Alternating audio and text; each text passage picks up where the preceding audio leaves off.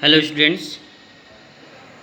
Previous class में मैंने आपको इलेक्ट्रिसिटी के बारे में बताया, इलेक्ट्रिक करंट के बारे में बताया कि जब किसी भी कंडक्टर के अंदर चार्ज का फ्लो होता है तो हम उसको बोलते हैं वहाँ पे करंट है। और मैकेनिज्म में मैंने आपको बताया कि किसी भी कंडक्टर के अंदर जो आपके फ्री इलेक्ट्रॉन होते हैं, किसी भी कंडक्टर के अंदर जो फ्री इलेक्ट्रॉन होते हैं वो आपके जिग-जैग मोशन करते हैं, उसको हमने क्या बोला था, रैंडम मोशन। और जब वो मोशन करते हैं तो इस प्रकार से मोशन करते हैं, उनका पाथ चेंज होता रहता है। जैसे देखिए 1 से 2 तक जा रहे हैं, 2 से 3 पर आ रहा है कोई इलेक्ट्रॉन, फिर अगला इलेक्ट्रॉन 3 से 4 तक ऐसे करते मूव करता जा रहा है, तो इसका पाथ चेंज हो जाता है। ये जो पाथ आपका चेंज होता है उसका हम एवरेज निकाल देते हैं। मतलब ये पहला पाथ है, ये दूसरा, ये तीसरा, सभी का जो एवरेज पाथ होता है उस पाथ को हमने बोला था मीन फ्री पाथ। और आपको ये भी बताया गया था कि जब भी कोई इलेक्ट्रॉन 1 से 2 तक या 2 से 3 तक जाता है तो उसमें कुछ टाइम लगता है, और टोटल एवरेज टाइम को हमने बोला था रिलैक्सेशन टाइम। और मैंने ये भी बताया था कि जो इलेक्ट्रॉन है ये कहाँ से एनर्जी पाता है कि मोशन करता है, तो हम ये बोलते हैं कंडक्टर के पास जो उसका टेम्परेचर होता है, जो उसका थर्मल एनर्जी होता है, उसी एनर्जी को लेकर इलेक्ट्रॉन क्या करता है, मूव करता है। तो हम बोलते हैं in a conductor this electron are in a state of condition random motion due to the thermal energy of conductor. तो थर्मल एनर्जी को लेकर ये आपका मूव करता है, इसलिए इसकी वेलोसिटी को हम बोलते हैं थर्मल वेलोसिटी। और अगर ये बोल दिया जाए कि पहला थर्मल वेलोसिटी u1, फिर दूसरा u2, फिर u3, इस प्रकार से है, तो टोटल जो एवरेज वेलोसिटी होता है, एवरेज थर्मल वेलोसिटी हमेशा कितना होता है, 0। हम याद रखते हैं कि u1 plus u2 plus u3 ऐसे करते हुए un तक divide by n equal to 0। आज हम नेक्स्ट टॉपिक पढ़ने वाले हैं ड्रिफ्ट वेलोसिटी के बारे में। What is drift velocity? तो हम ये बोलेंगे जब हम किसी भी कंडक्टर के में कोई इलेक्ट्रिक फील्ड अप्लाई करते हैं, मान लो इस डायरेक्शन में इलेक्ट्रिक फील्ड अप्लाई करते हैं, तो इसके अंदर जो आपके फ्लो ऑफ इलेक्ट्रॉन होते हैं किसी भी कंडक्टर के अंदर, वो अपने प्लेस से हल्का सा डिफ्लेक्ट हो जाते हैं।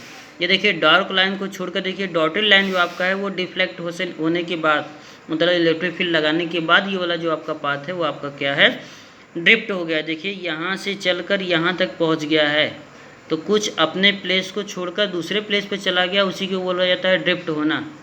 और ड्रिफ्ट होने के बाद वो जितनी वेलोसिटी से मोशन करता है उस वेलोसिटी को हम बोलते हैं ड्रिफ्ट वेलोसिटी। और हमने पढ़ा था the average velocity gain by the free electron of a conductor in opposite direction of the externally applied electric field it is note by D.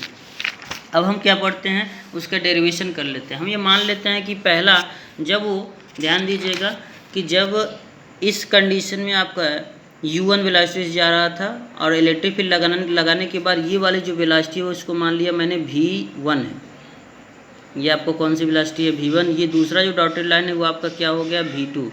ऐसे करते हुए वेलोसिटी चेंज हो गया। उतनी वेलोसिटी से जब जाएगा तो अगर ये मान लिया जाए if an electron random thermal velocity u1 electron for time τ1 then it will attain a velocity. कितनी वेलोसिटी अटेन करेगा, v1 equal to u1 plus a τ1।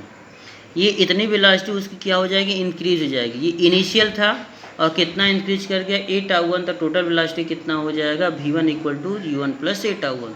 ये पहले कोलिजन के लिए। वैसे ही दूसरे कोलिजन के लिए निकालेंगे तो v2 equal to u2 plus a τ2, फिर u3 इक्वल टू a τ3, ऐसे ही n वे इलेक्ट्रॉन के लिए इस प्रकार से होगा फार्मूला। अब हम क्या करते हैं, हम ये मान सके भाई, हमें पता है कि जो हमारा ड्रिफ्ट वेलोसिटी होता है वो एवरेज वेलोसिटी होता है। और किसका एवरेज वेलोसिटी, कि जो हम इलेक्ट्रिक फील्ड अप्लाई करते हैं, इलेक्ट्रिक फील्ड अप्लाई करने के बाद जो सभी इलेक्ट्रॉनों का एवरेज वेलोसिटी होता है वो उसी वेलोसिटी को हम बोलते हैं ड्रिफ्ट वेलोसिटी। तो ड्रिफ्ट वेलोसिटी कैसे निकलेगा, v1 plus v2 plus v3 plus vn तक डिवाइड बाई कितना कर देंगे, n। अब v1 की value u1 plus a τ1, v2 की वैल्यू u2 प्लस a τ2, इस प्रकार से बढ़ता जाएगा। और सभी को ध्यान दीजिए, ये u1 है, ये u2 है, ये u3 है, ऐसे लास्ट में क्या है u1, उसको अलग कर लिया जाए। और बाकी जो a τ1, a τ2, a τ3 बच रहा है उसको अलग कर दिया जाए। तो अब ध्यान से देखिए अपान में n हो जाएगा। n का डिवाइड जब मैं करूँगा, देखिए n का डिवाइड इसमें किया जाएगा अपान में n का डिवाइड इसमें किया जाएगा अपान में n। और सभी को ध्यान से देखें तो ये अभी आपको पीछे बताया गया कि एवरेज थर्मल वेलोसिटी कितना होता है, 0। तो ये टोटल हो जाएगा 0। और टोटल टाइम जितना होता है एवरेज टाइम, उसको क्या बोला जाता है, रिलैक्सेशन टाइम टाउ। तो मैं लिख सकता हूँ V D equal to 0 + A tau, या हमारा फार्मूला क्या बन गया, V D equal to A into tau. ये आपका वी डी की वैल्यू आ गई। और अगर हम ये कह दें कि मान लो टोटल जो आपका इलेक्ट्रॉन पर फोर्स लग रहा है वो कितना लग रहा है, एफ, तो एफ इक्वल टू होता है एम इंटू ए। तो ए की वैल्यू निकालेंगे एफ अपॉन एम, तो ए इज इक्वल टू कितना मिल जाएगा, एफ की वैल्यू कितना लिखा जाएगा, देखिए एफ की वैल्यू हमारा होता है इलेक्ट्रिक फील्ड इंटू चार्ज। हमने पढ़ा है एक फार्मूला कि एफ इज इक्वल टू कितना होता है, ई इंटू क्यू। तो चार्ज आपका कौन है, इलेक्ट्रॉन पर चार्ज है, तो हम लिखेंगे ई इंटू क्या, स्मॉल ई। ये एक्सेलरेशन है। ये मान लिया इक्वेशन सेकेंड है। इक्वेशन फर्स्ट हमारा क्या था, इक्वेशन फर्स्ट था, यहाँ पे देखिए इक्वेशन फर्स्ट मैंने निकाला था V D equal to A into tau. तो इसी की वैल्यू यहाँ पुटअप करता हूँ तो मुझे फार्मूला मिल जाएगा V D equal to E into E tau upon M.